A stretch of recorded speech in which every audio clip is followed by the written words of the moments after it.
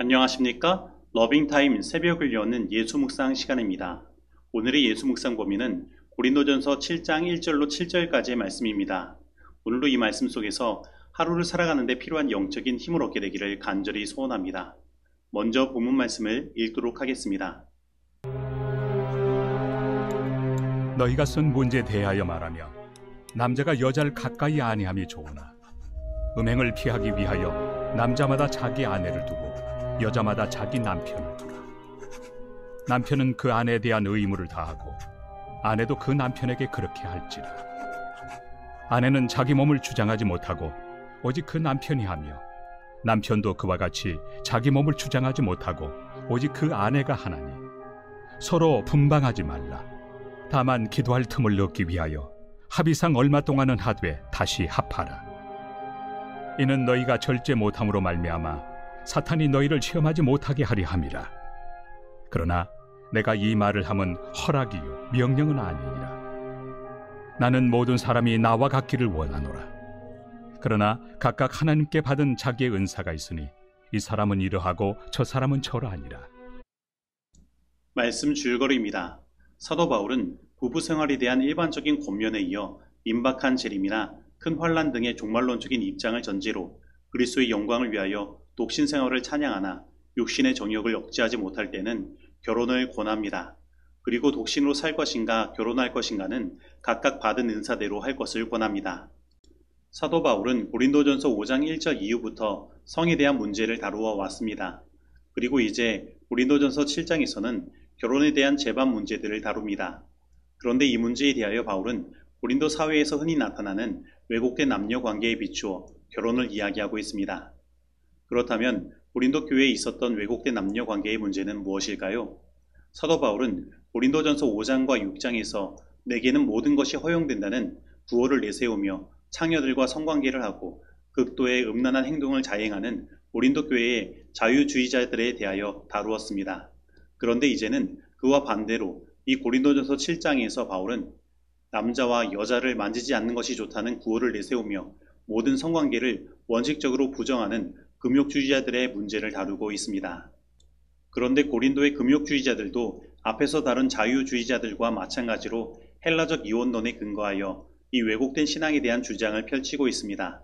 바로 이 금욕주의자들은 영적인 사람은 악한 육신과 관계를 되도록 끊고 순결한 영의 상태를 보존해야 한다고 생각한 것입니다. 그래서 이 금욕주의자들의 입장은 결혼한 부부가 이혼을 하든지 아니면 같이 살면서도 성관계를 하지 말든지 해야 하는 양자택일을 해야 한다고 주장한 것입니다. 그러면 이에 대한 바울의 답변은 무엇일까요? 바울은 오늘 본문 말씀 1에서 2절에서 다음과 같이 이야기하고 있습니다. 너희가 쓴 문제에 대하여 말하면 남자가 여자를 가까이 아니함이 좋으나 음행을 피하기 위하여 남자마다 자기 아내를 두고 여자마다 자기 남편을 두라. 사실 고린도 교회는 고린도 사회의 영향으로 교회 내에서도 음행의 사건이 자주 발생했습니다. 그래서 바울은 이러한 상황에 비추어 충고하고 있는 것입니다.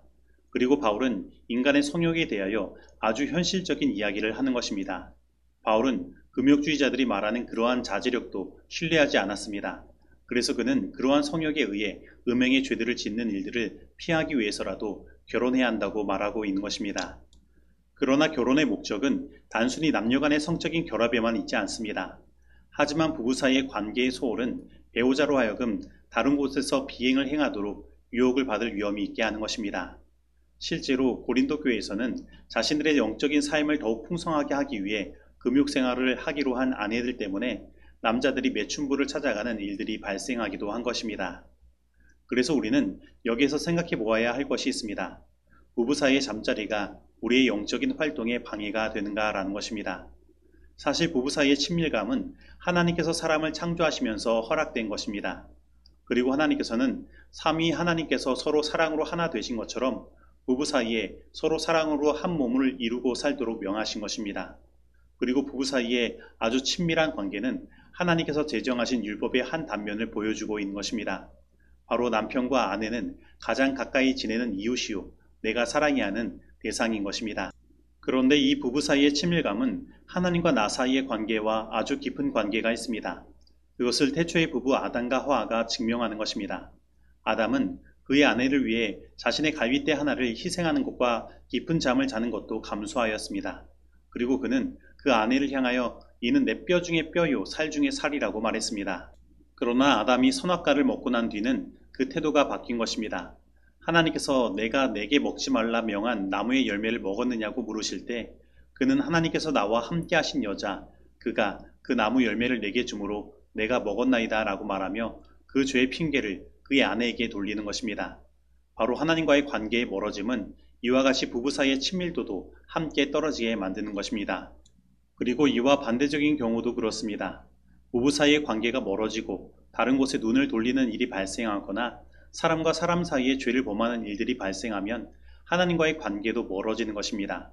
그래서 요셉은 보디발의 아내가 그를 유혹했을 때 자신이 이 유혹에 빠지면 그가 하나님께 득죄하는 것이라고 이야기한 것입니다.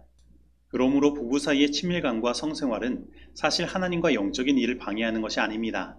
오히려 우리는 이 부부 사이에 더 깊은 친밀감을 유지함으로 하나님과 더 깊은 영적인 관계를 유지할 수 있는 것입니다. 그런데 때로는 서로 금욕함으로 하나님께 기도하는 일에 더 집중할 수 있습니다. 그러나 그것이 영구적인 것이 되어서는 안 되는 것입니다. 그리고 만약에 우리 부부 사이의 관계가 틀어져 있다면 우리는 하나님과의 관계를 먼저 바로 세우고 성령께서 그 부부 사이의 관계를 중지하시도록 해야 하는 것입니다. 태초의 부부 아담과 하와도 그랬습니다. 죄를 범함으로 틀어졌던 사이가 하나님께서 마련하신 그 구속의 계획, 복음을 통하여 다시 회복된 것입니다. 그래서 아담은 그 아내에게 생명이라는 이름의 뜻을 가진 하와라고 이름을 지어준 것입니다. 이처럼 복음은 우리 사람과 사람 사이에 틀어진 관계를 회복시키는 것입니다. 그러므로 오늘 이 시간 우리 삶의 모든 관계 속에 하나님의 복음을 통해서 더 친밀함이 형성되게 되기를 간절히 소원합니다. 그리고 사도 바울은 3절과 4절에서 남편과 아내 사이의 위치적 관계를 이야기하고 있습니다. 그는 먼저 아내에 대한 남편의 의무를 언급한 뒤에 남편에 대한 아내의 의무를 언급하고 있는 것입니다. 그리고 그런 다음에 바울은 아내의 몸을 부릴 권위가 남편에게 있기 때문에 아내가 자기 몸을 부릴 수 없듯이 남편 역시 아내에게 권위가 있기 때문에 자기 몸을 부릴 수 없음을 강조하고 있는 것입니다. 즉 결혼한 부부는 자기 몸을 자기 스스로 함부로 다룰 수 있는 권위가 없는 것입니다. 그리고 그 관계는 상하 관계가 아니라 정말로 평등한 것입니다. 그런데 사실 이러한 바울의 말은 당시 사회 문화적 배경에서 굉장히 파격적이고 도전적인 것이었습니다. 왜냐하면 당시에는 가부장적인 남성 중심의 사회였기 때문입니다. 그러나 지금도 이 바울의 말은 우리들에게 도전적인 말씀입니다. 왜냐하면 오늘 우리 사회는 부부 모두가 삶의 전선에 뛰어들어 일을 하는 경우가 많으며 그 속에서 자녀 양육을 하고 가사의 일을 해야 하는 일들이 놓여져 있기 때문입니다. 그래서 우리는 부부 사이의 일이 어느 한쪽으로만 치우쳐 행해지지는 않는지 살펴보아야 합니다. 그리고 그 일을 서로 나눠지고 서로 도와야 하는 것입니다. 그리고 그것이 바로 우리 하나님께서 원하시는 결혼 생활의 모습인 것입니다. 그리고 이러한 행복한 가정의 기초는 하나님에 대한 우리의 신앙에 있는 것입니다. 그러므로 오늘 이 시간 우리 하나님께서 우리 모든 가정의 보좌에 좌정하셔서 우리의 모든 가정을 다스려 주시기를 소원합니다. 대체로 가정의 분위기는 부모들이 조성하므로 아버지와 어머니 사이에 불화가 있는 경우에는 자녀들이 그 같은 정신을 나누어 받는다. 그대들은 가정의 분위기를 부드러운 친절로 향기롭게 하라. 만일 그대들 부부 사이에 금이 가고 성경대로 사는 그리스도인이 되지 못하였으면 회심하라. 이는 이 은혜의 시기 동안에 형성하는 품성이 곧 그리스도께서 오실 때에 그대들이 가질 품성이기 때문이다. 만일 그대들이 하늘에서 성도가 되고자 한다면 먼저 지상에서 성도가 되어야 한다. 그대들이 이 생에서 소유하고 있는 품성의 특성들은 죽음이나 부활로 말미암아 변화되지 않을 것이다. 그대들은 그대들의 가정과 사회에서 나타내던 그 같은 성벽을 가지고 무덤에서 올라올 것이다. 예수께서는 당신이 오실 때의 품성을 변화시키는 일을 하지 않으신다. 변화하는 일은 이 생에서 지금 이루어져야 한다. 우리의 일상생애가 우리의 운명을 결정하고 있다. 재림 신도의 가정 16페이지 말씀입니다. 이제 적용하는 시간입니다. 오늘 나는 어떠한 성적인 관념을 가지고 있습니까? 나는 성적인 유혹에 언제나 안전하다는 착각에 빠져 있지는 않습니까? 오늘 나는 나의 배우자와 아주 친밀한 관계를 맺고 있습니까? 만약에 그렇지 못하다면 그 이유는 무엇 때문입니까? 그리고 그 친밀함을 위해 오늘 내가 실천해야 할 것은 무엇입니까? 오늘 나는 하나님께서 주신 복음으로 말미암아 나의 삶 속에 있는 모든 관계들이 사랑으로 하나 되는 회복을 경험할 수 있음을 믿습니까? 오늘 이 말씀 속에서 내가 실천해야 할 것은 무엇입니까? 기도하시겠습니다.